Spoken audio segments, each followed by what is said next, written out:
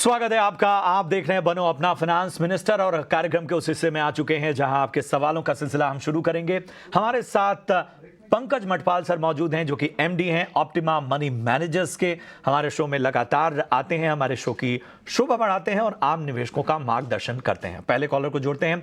संदीप जी हमारे साथ इस वक्त बने हुए हैं। संदीप जी नमस्कार, बताइए किस तरह का सवाल है आपका, क्या आपकी मदद की जाए?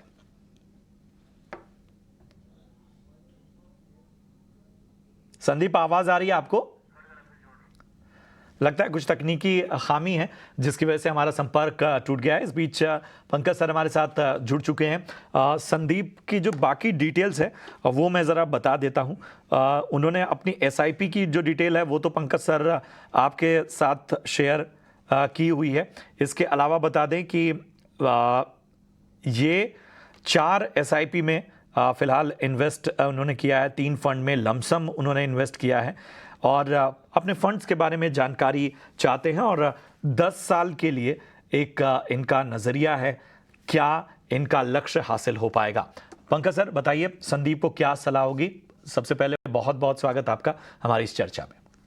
प्रशांत जी नमस्कार एंड धन्यवाद आपका, आपने बुलाया। देखिए यहाँ पर 2 चीजें हैं। पहली बात जो इनके पोर्टफोलियो में स्कीम्स हैं उस पर बात करते हैं और उसमें एसबीआई ब्लू चिप फंड जो है बेसिकली लार्ज कैप फंड है, लेकिन काफी समय से देखा जा रहा है कि इसकी जो परफॉर्मेंस है वो अच्छी नहीं है और इन द सेंस मतलब जो इसका बेंचमार्क है उसको भी ये बीट नहीं कर पा रहा है। तो मेरी राय है कि इससे निकल जाना चाहिए और उसकी जगह पर क्योंकि इनके पास लार्ज कैप एक्सपोजर वैसे भी है, तो यदि SBI large and mid cap fund जो है उसमें स्विच कर लें तो ये बेहतर होगा। तो एक स्कीम बंद करनी है और उसकी जगह पर इन्हें स्विच करना है SBI large and mid cap fund में, सेम फंड हाउस लेकिन स्कीम बदल जाएगी। दूसरी बात जो टारगेट है, क्योंकि अभी इन्होंने जो लमसम इन्वेस्टमेंट किया हुआ है उसकी जो वैल्यू है 75,000 रुपीज बताई है और प्लस 12,000 की एसआईपी चल रही है। यदि हम 12% से कैलकुलेट करें तो करीब 30 लाख रुपए इकट्ठा हो सकते हैं 10 साल में और टारगेट है इनका 50 लाख का। तो एक सजेशन है कि इमीडिएटली इन्हें अपनी एसआईपी बढ़ानी चाहिए, जो अभी 12,000 है उसे बढ़ाकर 15,000 कर दें और उसके बाद ईयर आफ्टर ईयर 10% से उस अमाउंट को बढ़ाते रहें। यानी स्टेप अप भी करना है और इस वक्त भी 3,000 रुपए से एसआईपी अमाउंट को बढ़ाना है। तब उम्मीद की जा सकती है कि ये जो अपना टारगेट है उसे पूरा कर पाएंगे। ठीक है। संदीप आपने सुना पंकज सर को, तमाम बातें उन्होंने बताई। अगर आपसे कोई चीज़ मिस हो गई हो तो आप दोबारा हमारे शो को यूट्यूब पर देखकर तमाम सलाह को सुन सकते हैं। आप चूंकि हमारे साथ थोड़ी तकनीकी दिक्कत थी, अभी जुड़े हैं, कोई और आपके मन में दुविधा, कोई और सवाल आपका? सर मैं ये बताया था पहले लेकिन मैं उसको एक्चुअली सुन नहीं पाया, तो मैं इसको दोबारा रिपीट करके सुनना चाहता हूँ। मेरे जो फंड है सर, एसआईपी मैंने 4 किया हूँ सर, 3-3 हजार की। जी जी, नहीं संदीप जी, वो पंकज सर ने बता दिया है। हम YouTube पर ये पूरा जो सेगमेंट है ना वो अपलोड करते हैं, ठीक है? तो आप दोबारा वहां जाकर तमाम जो सलाह है आपको वो आप देख सकते हैं और तमाम डिटेल्स जो है वो स्क्रीन के एक हिस्से में भी हम लगातार फ्लैश कर रहे हैं, तो आपको आसानी होगी तमाम चीज़ें नोट करने में भी। और बाकी जो तमाम इन्वेस्टमेंट का नज़रिया है उसको देखते हुए कुछ बदलाव पंकज सर ने सुझाए हैं जिनका आपको ध्यान रखना होगा। चलिए बढ़ते हैं आगे, अगले कॉलर की ओर बढ़ते हैं। हमारे साथ विनोद जी इस वक्त जुड़े हुए हैं। विनोद जी नमस्कार, कहां से बात कर रहे हैं? This call is now being recorded. Hello ji Vinod ji कहां से बात कर रहे हैं? नमस्कार सर, मैं झुंझुनू राजस्थान से बात कर रहा हूँ। अरे वाह वाह, पूछिए क्या जानना चाहते हैं? सर मैंने अपना पोर्टफोलियो आपको सेंड किया है। जी जी, अभी उसमें कुछ करेक्शन का रिक्वायरमेंट है या सही है? और दूसरा मेरे को अभी अप्रोक्सीमेटली 15 लाख रुपए लमसम इन्वेस्ट करना है। ठीक है, उसके लिए फंड्स। ठीक है। चलिए पंकज सर, तमाम जो इनका पोर्टफोलियो की जानकारी है वो तो आपके पास मौजूद है।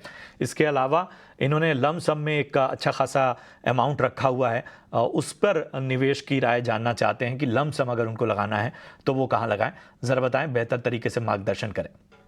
बिल्कुल, देखिए पहली बात तो ये है कि काफ़ी टैक्स सेवर फंड्स हैं और जो इन्फॉर्मेशन मेरे पास में है शायद ये भी जानना चाहते हैं कि क्या टैक्स सेवर फंड्स जो हैं उनमें कंटिन्यू करना चाहिए, नहीं करना चाहिए। और ये इंपॉर्टेंट भी हो गया है अभी ये जानना, क्योंकि जब आपके पास चॉइस है न्यू टैक्स रिजिम की, और दो चीजें हो सकती हैं। कई बार तो ये होता है कि यदि ओल्ड टैक्स रिजिम में भी हैं तो जो 1.5 लाख की लिमिट है 80C की, वो वैसे ही आपके होम लोन के प्रिंसिपल अमाउंट से या फिर आपके ईपीएफ कंट्रीब्यूशन वगैरह से पूरी हो चुकी होती है, या बच्चों की जो ट्यूशन फीस है उससे पूरी हो जाती है। और दूसरी बात, काफी टैक्स पेयर्स के लिए न्यू टैक्स रिजिम ज्यादा सुटेबल दिखाई दे रही है। तो ऐसे में यदि आपको लगता है कि जरूरत नहीं है, तो मेरी राय यही है कि आप बिल्कुल ये जो टैक्स सेवर फंड्स आपके पोर्टफोलियो में है वहां से आप निकल जाएं। तो एक तो उनमें से आप निकल जाएंगे, और साथ ही आपके पास एक एक्सेस ब्लू चिप फंड भी है, इससे भी मेरी राय है कि आप यहां से एग्जिट करें, क्योंकि फंड की परफॉर्मेंस को देखते हुए, और वैसे भी आपके पोर्टफोलियो में क्योंकि लार्ज कैप एक्सपोजर अच्छा है, तो आप इससे भी निकल जाएं। तो इस तरह से 10,000 रुपीज की एसआईपी आपकी बंद हो जाएगी। तो उसकी जगह पर आप क्या कर सकते हैं, आपके पास कैनरा रुबेको स्मॉल कैप फंड है, उसमें 5,000 रुपये आप ऐड कर लें नया फंड ऐड करने की बजाय। और साथ ही आपके पास कोटक इमर्जिंग इक्विटीज फंड भी है, उसमें भी आप 5,000 रुपीज ऐड कर लें। तो जो स्कीम मैंने बंद करने की सलाह दी, यानी टैक्स सेवर फंड और एक्सिस ब्लू चिप फंड, इसका जो पैसा बचेगा उसे आप इन दो स्कीम में ऐड कर लें। उसके अलावा आप क्योंकि 8,000 रुपया और भी इन्वेस्ट करना चाहते हैं, बढ़ाना चाहते हैं, उसके लिए मेरी राय यह है कि एक आपके पास है इन्वेस्को फ्लेक्सी कैप फंड, उसमें आप 3,000 रुपये बढ़ा लें। और इंटरनेशनल फंड आपके पास नहीं है तो 5,000 रुपये का आप एक नया फंड शुरू करें, आईसीआईसीआई प्रूडेंशियल नेस्डैक 100 फंड। तो ये तो बात हो गई एसआईपी को लेकर। जो लमसम अमाउंट है, क्योंकि 4 साल के बाद आपने कहा है कि बच्चे की एजुकेशन के लिए पैसों की जरूरत पड़ेगी, तो जो आपके पास ऑलरेडी लमसम इकट्ठा हो गया है, और प्लस ये आप जो इन्वेस्ट करना चाहते हैं अपना 15 लाख रुपया अभी, तो 15 लाख के लिए आप चुने हाइब्रिड फंड। दो स्कीम की मैं सलाह दूंगा आपको, एक एचडीएफसी बैलेंस एडवांटेज फंड और दूसरा होगा quant dynamic asset allocation fund. इन दो फंड्स में आप ये लमसम पैसे को इन्वेस्ट कर दें, ताकि 4 साल में ये पैसा बढ़े और आपके बच्चे की एजुकेशन के लिए काम आए। बिल्कुल, तो ये सलाह आपको इस वक्त मिलती हुई, और उम्मीद करते हैं कि आपकी तमाम शंकाओं का समाधान हुआ होगा। इन सब के बीच में नीरज हमारे साथ इस वक्त जुड़ चुके हैं। नीरज नमस्कार, कहाँ से बात कर रहे हैं? नमस्कार सर, मैं उत्तराखंड से बात कर रहा हूँ। अरे वाह, तो देवभूमि उत्तराखंड में कहाँ से बात कर रहे हैं, किस जगह से बात कर रहे हैं? मैं अल्मोड़ा से बात कर रहा हूँ। अरे वाह, बड़ी प्यारी जगह है अल्मोड़ा, पिथौरागढ़, ये सभी देवभूमि उत्तराखंड की बड़ी खूबसूरत जगह हैं। नीरज जी बताइए, क्या सेवा की जाए आपकी, क्या मदद की जाए? सर मेरा म्यूचुअल फंड का पोर्टफोलियो है, मैं चाह रहा था कि उसको आप थोड़ा रिव्यू कर दें। ठीक है। मैं अपनी बच्ची, 2 साल की मेरी बच्ची है, उसकी एजुकेशन के लिए मैं इन्वेस्ट कर रहा हूँ। मेरे पास 5 फंड है। पहला फंड है एसबीआई नेक्स्ट 50 इंडेक्स फंड। दूसरा फंड है एसबीआई मल्टी कैप, और तीसरा फंड है मोतीलाल ओसवाल का माइक्रो कैप 250, और चौथा फंड है HDFC index fund, Sensex index fund, और पांचवा फंड है केनरा रेबको के स्मॉल कैप फंड। इन 5 फंड में मैंने 1-1 लाख रुपए लमसम करा है, और 1,000 रुपए 1,000 रुपए मैं अभी एसआईपी कर रहा हूँ। कब से कर रहे हैं आप एसआईपी? एसआईपी मुझे 1 साल हो गया सर। ठीक है, आपकी उम्र कितनी है? मेरी उम्र है 34। तो सबसे पहले तो मेरी बधाई स्वीकार कीजिए आप कि आपने जागरूकता का परिचय देते हुए आपने इन्वेस्टमेंट की शुरुआत की, एक सधी हुई शुरुआत मैं कहूँगा, एक जो कहते हैं ना संतुलित शुरुआत, उसकी शुरुआत की। मकसद आपका बहुत नेक है, बहुत ज़रूरी मकसद है, तो हम आपकी मदद करेंगे।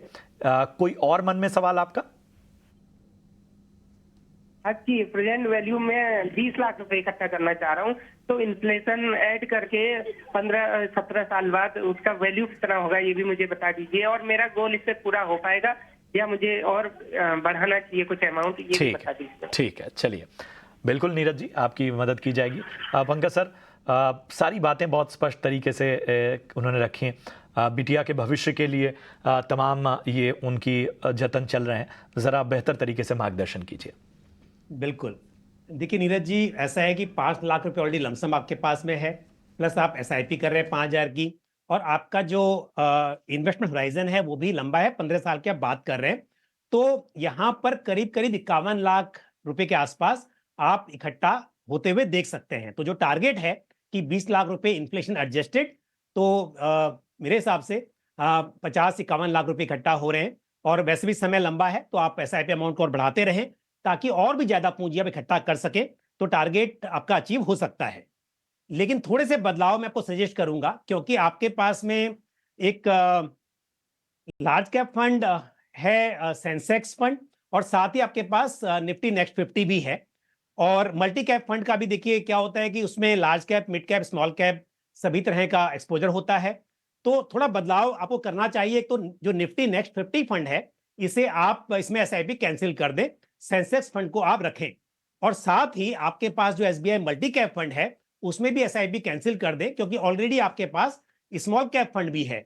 तो आप दो फंड्स में एसआईपी बंद करें, और उसके बजाय आप क्या करें कि एसबीआई मिड कैप फंड, क्योंकि मिड कैप आपके पास नहीं है, तो एसबीआई मिड कैप फंड में आप 2,000 रुपए की एसआईपी शुरू कर दें। यानी कि 1,000 रुपए की दो बंद करनी है, एक आपके नेक्स्ट निफ्टी नेक्स्ट 50 से, और दूसरा एसबीआई मल्टी कैप से, और 2,000 रुपए की एसआईपी शुरू करनी है आपको एसबीआई मिड कैप फंड में। ये बदलाव आपको सजेस्ट करूंगा। एक फंड आप और ऐड करें, वो होगा इंटरनेशनल फंड, और आईसीआईसीआई प्रूडेंशियल नेस्डैक 100 फंड मैं रेकमेंड करूंगा, इसे आप ऐड कर सकते हैं। तो ये बदलाव कीजिए, बाकी सब ठीक है। All the best to you. ये आपको सलाह मिलती हुई नीरज जी, हमारी ओर से आपको शुभकामनाएं, और इसी तरह से अपनी निवेश यात्रा आगे बढ़ाते रहिए। ये और ज़्यादा आपको रिवॉर्ड देगी और ज़्यादा रिटर्न देगी। चलिए अब सवालों को थोड़ा हम ब्रेक लगाते हैं। यहाँ एक छोटे से ब्रेक के लिए हमें रुकना होगा, फौरन हाजिर होते हैं।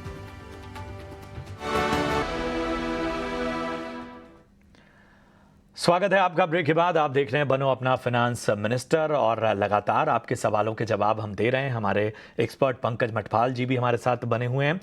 हिमांशु हमारे साथ इस वक्त हैं, हिमांशु शाह। हिमांशु नमस्कार, कहाँ से बात कर रहे हैं पहले ये बताइए।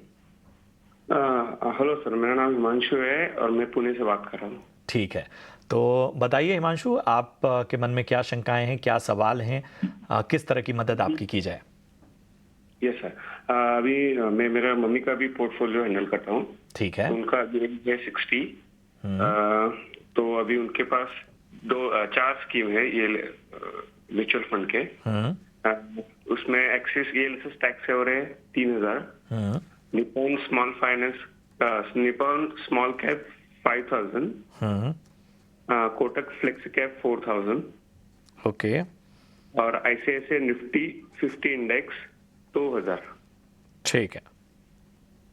और ये टैक्स सेवर और स्मॉल कैप ये 5 साल से चल रही है, और बाकी जो 2 स्कीम है वो 2 साल से चल रही है। ठीक है, तो आपको मेरा उनका ऑलरेडी हेल्थ कवर है 5 लाख का। हाँ ठीक है। तो मेरा ये जानना था कि अभी जो स्कीम है उसमें बने रहे। ठीक है, आपने बताया आपने अपनी माता जी का पोर्टफोलियो हैंडल करते हैं ना। जी जी जी जी, लेकिन आपने जो जानकारी हम तक पहुंचाई उसमें केवल 2 ही फंड का जिक्र था, HSBC वैल्यू फंड, और इसके अलावा वो मेरा पुराना सवाल था। अच्छा, 15 दिन पहले वाला था, 11 मई का था सर। तो ये सवाल आप अभी तो देखिए, अभी क्या है कि आपके ये जो सवाल है आपका आज जो आपने पूछा है, ये हमको एक बार फिर से आप डिटेल भेजिए, क्योंकि तमाम कैलकुलेशंस होती हैं इसमें, बहुत सी चीजें होती हैं, तो उसमें वो 2 स्कीम का भी मैं क्वेश्चन दोबारा करूं या आपके पास सवाल है वो? मैं एक बार दोहरा देता हूं आपके पास। ये सवाल का भी हम जवाब आपको देंगे, लेकिन इसको आप दोबारा डिटेल हमें भेज देंगे तो ज़्यादा बेहतर रहेगा। ठीक है, और हम इसको प्रायोरिटी के साथ आने वाले वक्त में किसी भी शो में शामिल करेंगे। HSBC वैल्यू फंड आप 2,500 पर मंथ का है, और इसमें शायद 1,10,000 का कॉर्पस हो चुका है। और दूसरा है Franklin India small cap 4,000 per month का, इसमें 80,000 का कॉर्पस हुआ है। 80 सही है ये जानकारी? अच्छा, 80,000 तक का निवेश है इनका। हिमांशु, आ रही है आवाज आपको? जी जी, क्लियर है आवाज। ठीक है, ठीक है, तो ये जानकारी है। चलिए पंकज जी, ये जानकारी दुरुस्त है, बताएं क्या इनको सलाह होगी। बिल्कुल, हिमांशु जी, मैं आपके दोनों सवालों के उत्तर दूंगा, क्योंकि आप अपनी सिस्टर का भी और मदर का भी पोर्टफोलियो हैंडल कर रहे हैं, तो बहुत ही अच्छी बात है। तो आप जिम्मेदारी ले रहे हैं, तो मैं भी जिम्मेदारी के साथ आपको दोनों सवालों के उत्तर दूंगा। पहले बात करते हैं आपके सिस्टर के पोर्टफोलियो पर। देखिए, आपने दो फंड्स में इन्वेस्ट करवाया है उन्हें। एक है वैल्यू फंड, तो हालांकि ये वैल्यू ओरिएंटेड फंड है, लेकिन देखेंगे पोर्टफोलियो तो काफी हद तक ग्रोथ एट रिजनेबल प्राइस आप इसे कह सकते हैं। और इसका जो लोकेशन है वो सभी तरह के मार्केट कैप में है, लेकिन थोड़ा लार्ज कैप की तरफ टिल्टेड है। तो इसे बने रह सकते हैं, अच्छा फंड है। और दूसरा, आपने क्योंकि स्मॉल कैप में इन्वेस्टमेंट किया हुआ है, आपके पास में मिड कैप मिसिंग है। तो मेरी सलाह यह है कि दोनों फंड्स में आप बने रहें, जो भी आपके पास है अच्छे फंड्स हैं, लेकिन आप एक मिड कैप फंड ऐड करें। और मिड कैप में Motilal Oswal mid cap fund मेरी चॉइस का फंड है, इसे आप कंसिडर कर सकते हैं। दूसरी बात, एक जो चीज मिसिंग है यहां पर वो है कि आपने गोल या तो सेट नहीं किया है या फिर हमें बताया नहीं है। तो आप जो इन्वेस्टमेंट कर रहे हैं वो सही है, लेकिन क्या गोल है, कितना पैसा आपको लगेगा उसके लिए, वो भी आप तय करें, ताकि आपको और आसानी हो कि आप सही ट्रैक पर हैं या नहीं हैं उसकी जानकारी रखने में। अब बात करते हैं आपके मदर के पोर्टफोलियो की। वहां पर आपने कहा कि उनका टैक्स सेवर में इन्वेस्टमेंट है। तो आप देखिए, क्या उनको टैक्स सेविंग के लिए सच में जरूरत है इन स्कीम में इन्वेस्ट करने की? क्योंकि जो पुराना इन्वेस्टमेंट चल रहा था और अब ये न्यू टैक्स रिजिम की वजह से काफी इन्वेस्टर्स को जरूरत नहीं है। ऐसे में मेरी सलाह ये होगी कि वहां पर एसआईपी रोक दें। पैसा विड्रॉ तो नहीं हो पाएगा, लेकिन उसके बजाय आप डाइवर्सिफाइड फंड्स में उन्हें इन्वेस्ट कराएं। और large and mid cap category मेरे हिसाब से अच्छी रहेगी उनके लिए। ICICI Prudential large and mid cap fund और Motilal Oswal large and mid cap fund आप कंसिडर कर सकते हैं। फ्लेक्सी कैप फंड जो आपके पास है उसे बिल्कुल आप बने रहें, उसमें कोई दिक्कत नहीं है। ठीक है हिमांशु, तो आप के तमाम सवालों का जवाब यहाँ पर आपको मिल गया। आगे भी आपको किसी तरह कोई शंका हो तो आप अपने सवाल हम तक पहुँचा सकते हैं। चलिए पंकज सर, बहुत बहुत शुक्रिया आपका हमसे जुड़ने के लिए, और हमारे तमाम जो इन्वेस्टर्स हैं, जो आम जनता है जो कि निवेश की तमाम बारीकियों को समझना चाहती है, उनको बेहतर तरीके से गाइड करने के लिए बहुत बहुत धन्यवाद, और अपना समय देने के लिए भी आपका बहुत बहुत शुक्रिया। चलिए, सवाल जवाब के सिलसिले में इतना ही। फिलहाल यहाँ एक ब्रेक के लिए रुकेंगे। ब्रेक के उस पार आपके लिए खास सेगमेंट लेकर आएंगे, आप बने रहिए हमारे साथ।